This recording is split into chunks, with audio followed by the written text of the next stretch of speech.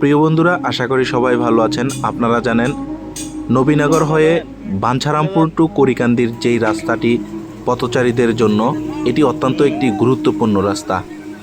বাঞ্ছারামপুরের সৈফুল্লাকান্দি বাজারের প্রবেশের মুখে রাস্তাটি যেই বিপর্যস্ত অবস্থায় আছে, এর কারণে প্রতিদিনই ঘটছে দুর্ঘটনা।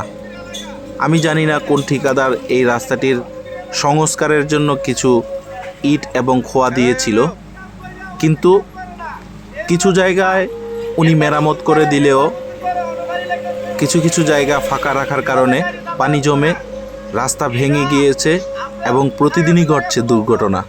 এই দুর্ঘটনার কারণে মানুষের ভোগান্তি যেন শেষ নেই, যেন দেখারও কেউ নেই। বর্তমানে রাস্তাটির ভাঙা অংশগুলো যদি ঠিকাদার দ্রুত ঠিক করে দেয়, তাহলে সাধারণ মানুষের ভোগান্তি কমবে। এটি সৈফুল্লাকান্দি ইউনিয়নবাসী সহ এই রাস্তা দিয়ে যারা যাতায়াত করে, এটা তাদের প্রাণের দাবি।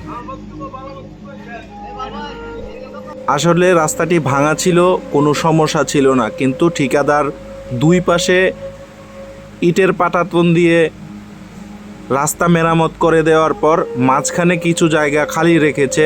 এগুলো পরে মেরামত করবে বলে জানিয়েছিলেন, কিন্তু মেরামত হয়নি, যার ফলে সাধারণ মানুষদের পাশাপাশি গাড়ির চালকদের ভোগান্তিটা বেড়েছে এবং এখানে পানি জমে গিয়ে বিরাট গর্ত ধারণ করেছে, যার ফলে প্রায়শই দুর্ঘটনা ঘটছে।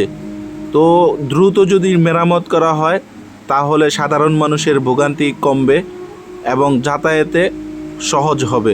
যাতায়াত সহজ হলে মানুষের বাজারে প্রবেশ করা সহজ হবে, সেই সাথে ব্যবসা বাণিজ্যেরও প্রসার ঘটবে বলে মনে করছেন এখানকার জনসাধারণ।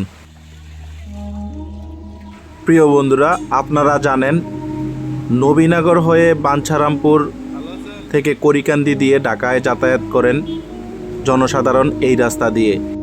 রাস্তাটি জনসাধারণদের জন্য কতটা গুরুত্বপূর্ণ এটা আমরা সকলেই জানি। ইতিমধ্যে বাঞ্ছারামপুরের মাটি ও মানুষের নেতা captain AB Tajul Islam MP রাস্তাটির বাজেট পাশ করিয়েছেন, যার ফলে খুব শীঘ্রই রাস্তাটি বাস্তবায়ন হবে। তার আগে সাধারণ মানুষদের ভোগান্তি কমার জন্য এসব ভাঙাগুলোতে কিছু ইট এবং খোয়া দিয়ে আপাতত মেরামত করে দিলে সাধারণ মানুষদের যাতায়াতে কিছুটা হলেও প্রশান্তি ফিরে আসবে বলে মনে করছেন এখানকার মানুষ।